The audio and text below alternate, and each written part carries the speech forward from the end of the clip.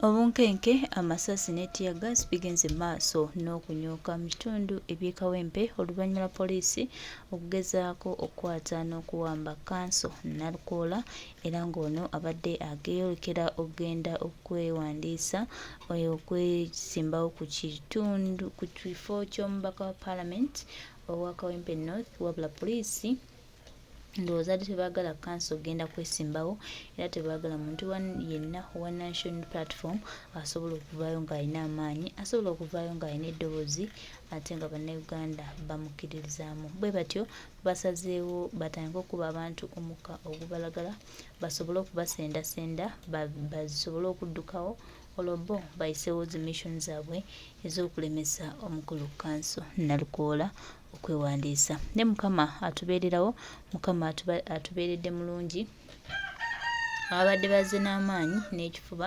Katonda n'abakkakkanya bwe batyo ne bamuleka n'agenda ne yeewandiisa n'omukuumi we gwe babadde bagyeko empapula nti tazituusaayo mukwano gwange byonna bizigidde awo katugende Kawempe tulabe embeera ate bw'eri.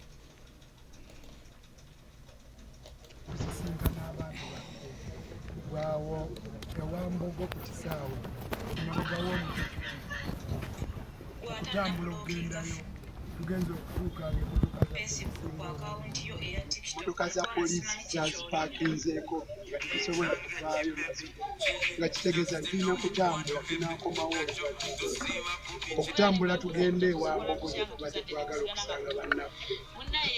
Abasajja abambadde obukookolo obuddugavu nga bambadde ebyambalo ebiddugavu nga bakutte emigeme walawala nga batambulira mu mmotoka ez'ekika kya drone nga bakambwe tebasalikako musale nga balina emmundu ne waya ze bakubisa abantu batulumbaganye. Labayo kye bankoze omukono guno bagunudde bwe mbadde ngezaako okubeetaasaako wakati mu kutukuba emiggo nze n'abalala bwe tubadde tutambula ninye boodabooda abasajja abo mu ngeri ey'okweyisa obubi ennyo obutasaasira ku mutima omubi bansise ku boodabooda ne bambalabula ku koolansi. Abayo essaati yange yonna eno gye mulaba ey'ebbeeyi bwefuuse obulere oluvannyuma ne bansikawo kale mulaba abasajja abo banafu abasajja abasoba mu basatu ne batandika okunsika abamu eno ojeeke ze bulijjo mmanyi bansobola naye tebansobola paka be bannyingiza mu drone ne bannange nga Denisite bamulese mu drone abadde andetedde amazzi gano kuba mbadde mu kaseera kazibu era nakati nkyali mu kaseera kazibu ate naye andetedde amazzi ne bamuyingiza ne bamukuba nnyo nnyo n'okusinga nze nga bafunuukiriza ne bakuba n'abalala abali ewala. Oluvannyuma abasajja abo ne batutwala paka ku poliisi y'e Kawempe. Olwo ne balyoka batuggunda ne batusiba awantu wamu nga bw'onoosiba amatooke nga bwe bagasiba mu muwumbo ne bongera okutukuba kyokka ng'ate bamaze okututuusa ku poliisi nga tewali na ssuubi lya kubaddukako. Naye abasajja abo bajega nnyo tebalina bukugu n'akatono balina empisa embi balina omutima omubi tebasaana na kubeera mu bifo mwe bali olw'engeri gye beeyisaamu abalina okukuuma eddembe ly'obuntu ng'ate be balirinnyirira. Oluvannyuma bantadde nze naye nga tukyali awo baleese kansala Saara Nakitto bamukubye abasajja abakulu abambadde agagato aganene ne bamusambasamba mu mugongo mu lubuto ne bamukuba omutwe n'ebirala. Kyannaku nnyo ekiri awo e Kawempe ku poliisi kaakano. Demokulasiya waffe ali mu kaseera kazibu bassebo ne bannyabo tetusobola kwenyumiriza mu nsi yaffe olw'okubanga abo abali mu bifo abatuddemu kiragira ddala nti beewaŋŋamyamu bwewaŋŋamya kuba tebalina kwagala eri bannansi bye bagamba nti bakuuma demokulasi eddembe ly'obuntu okukuuma abantu n'ebyabwe bya bulimba. Bw'owuliranga nga babyogera nti baabirwanirira ebyo bya bulimba bwe baba baabirwanirira baava dda ku mulamu abasebo ne bannya. Tetulina demokulasi. Mwebale nnyo mwebale. as you have heard, or those who have followed, you have witnessed us going through the process with a lot of hardships, but we have been able to complete the nomination. After nomination, we had to proceed to the grounds where we had prepared to address our supporters from, that is at Kawempe Mbogo, behind the mosque. Unfortunately, our cars were blocked, so we chose to walk.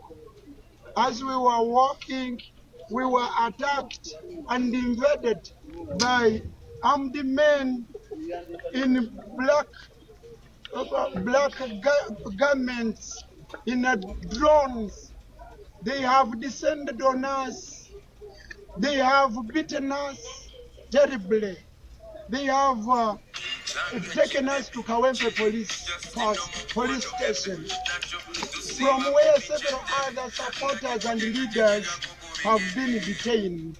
And even at the police station, many of us have been tortured. As I have already exhibited to you the wounds which I have sustained, I have been released later and have moved with Mayor Kawempe Division towards here at our headquarters. Many of our supporters and leaders are still detained at Kawempe police station, but I don't think that there is any sustainable charges that can be slapped against them, because they have not committed any offense. Thank you.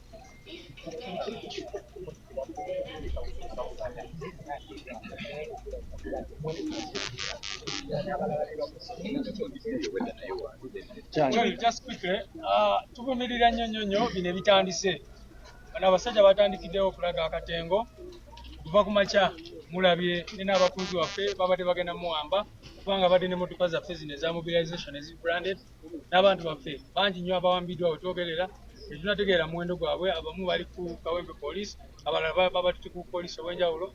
Nga bwe mutegedde ku makya basoose kuwamba chairperson waffe owakunga owa Kawempe, ne bamuwamba nga yalina empapula za candidate waffe, okutuusa bwe balabye nti tukozeseza rubber dog style gyetwogerako bulijjo okuwandiisa omuntu waffe, era ne bamureleasinga oli.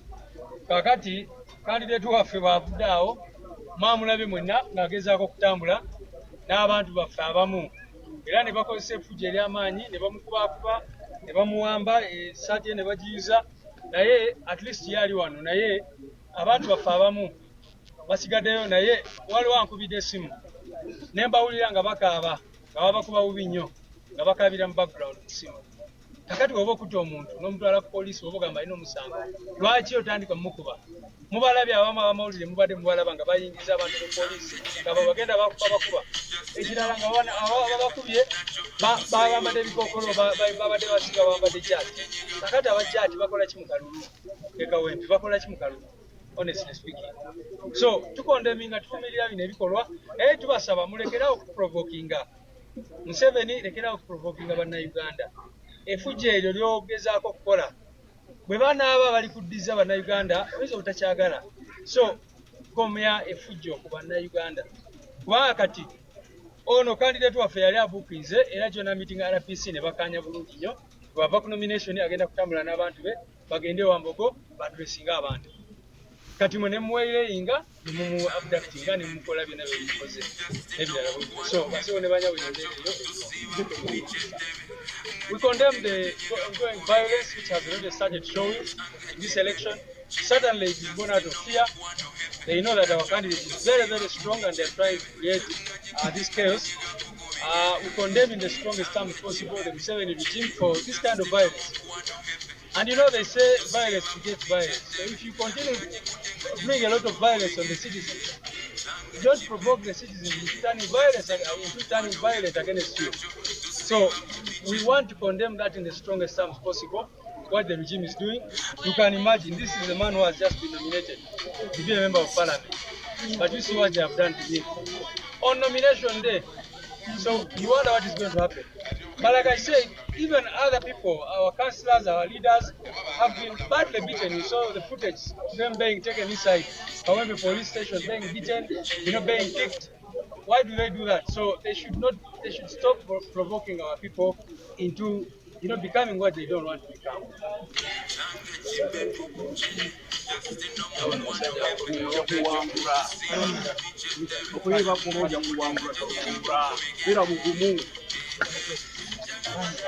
Kwetembera bwetyo tukisaze court place tulina abasinga tugenda kusigala nga tukuweereza tugenda kusigala nga tukuwa mami buli kimu tugenda kwogera kuba tebalina kwagala eri bannansi bye bagamba nti bakuuma demokrasi eddembe ly'obuntu okukuuma abantu n'ebyabwe bya bulimba. Bw'owuliranga nga babyogera nti babirwanirira ebyo bya bulimba. Bwe baba babirwanirira baava dda ku mulamwa basebo ne bannyabo. Tetulina demokrasi. Mwebale nnyo mwebale. As you have heard, or those who have followed, you have witnessed us going through the process with a lot of hardship, but we have been able to complete the nomination. After nomination, we had to proceed to the grounds where we had prepared to address our supporters from, that is at Kawempe Mbogo, behind the mosque. Unfortunately, our cars were blocked, so we chose to walk. As we were walking, we were attacked and invaded by armed men in black garments in a drone. They have descended on us. They have beaten us terribly. They have taken us to Kawempe police station, from where several other supporters and leaders have been detained. And even at the police station, many of us have been tortured. As I have already exhibited to you the wounds which I have sustained, I have been released later and have moved with Mayor Kawempe Division towards here at our headquarters. Many of our supporters and leaders are still detained at Kawempe police station, but I don't think that there is any sustainable charges that can be slapped against them because they have not committed any offense. Thank you.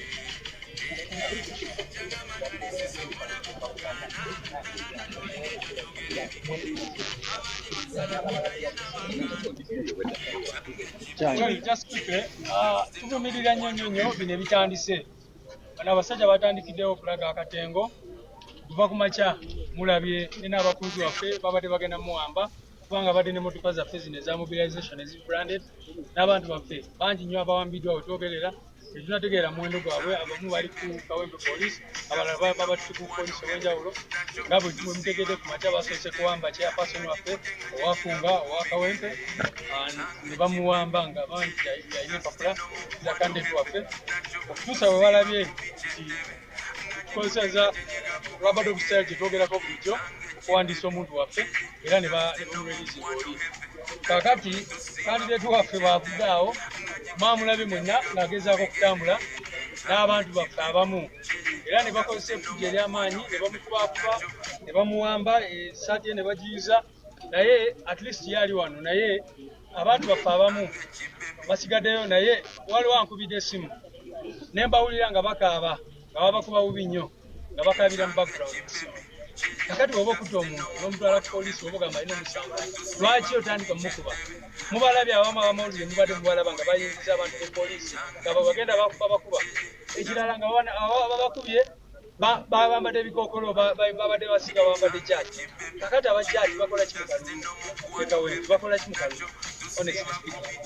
So tukondeminga tuvumirira bino ebikolwa naye tubasaba mulekerawo okuprovokinga. Museveni lekerawo okuprovokinga bannayuganda. Effujjo eryo ly'ogezaako okukola bwe banaaba bali kuddiza bannayuganda oyinza obutakyagala so komya effujjo ku bannayuganda kubanga kati ono kandidate waffe yali abuukize era gyona meeting RPC ne bakanya bulungi nnyo bwava ku nomination agenda kutambula n'abantu be bagende Wambogo batwesinga abantu kati mwe ne muweyinga ne mumu abductinga ne mukola byonna bye mukoze ebirala bulungi so basewo ne banyawula embeera eyo. We condemn the ongoing violence which has already started showing in this election. Certainly it is born out of fear. They know that our candidate is very, very strong and they're trying to create this chaos. We condemn in the strongest terms possible the Museveni regime for this kind of violence. And you know they say violence begets violence. So if you continue to bring a lot of violence on the citizens, don't provoke the citizens into turning violent against you.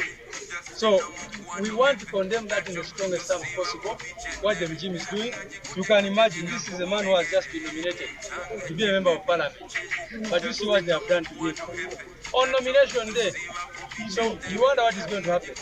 But like I said, even other people, our councillors, our leaders, have been badly beaten. You saw the footage of them being taken inside Kawempe police station, being beaten, being kicked. Why do they do that? So they should stop provoking our people into, becoming what they don't want to become.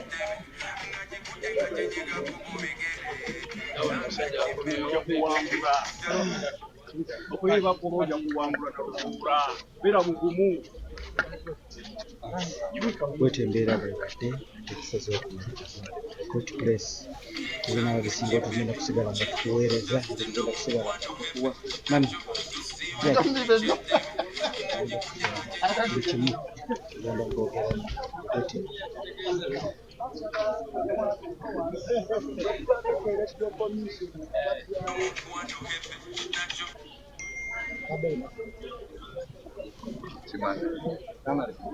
Mpozi n'ekirala kyetubadde kyetwogeddeko wali bategeezezza nti waliwo bannamawulire bakunyumya nnyo era kati wenjogerera babakyusiza mu malwaliro. Mubalabe bano abasajja byonna ebikolobero bye bakola tebaagala bikwatibwe ku kamera. Kakati batugambye nti omu munnamawulire bamukubye eriiso eriyise mwala baluli nga bali basazeeko ekitebe kyaffe abagezaako bakavalinga baabakuba bukubi. So ebyo ebikolwa tubivumirira nnyo naye ebyo byonna biraga akatengo. Bategeezezza sipiika waffe Wenansana, bakansala waffe Madensite n'omukyala yennyini abadde kuba nominatinze kandidate waffe kansala Nakitto. Kati n'okakana ku mukyala n'otandika okukuba ng'akumente. So tubivumirira nnyo naye kansabe Comrade Kola abatuddemu abadde nga n'amateeka omulina ndowooza mubaddeyo maliriza kambateere wano sobola okubeerekereza AK Commander ababadde ku live nange mwebale nnyo embeera ebaddewo mukirabe ate ne byempiseemu mu birabye so sisobola kugamba nti kasigaleko nga nkola kino kanveeko twagenda gyendi. Assalamu alaikum warahmatullahi wabarakatuh.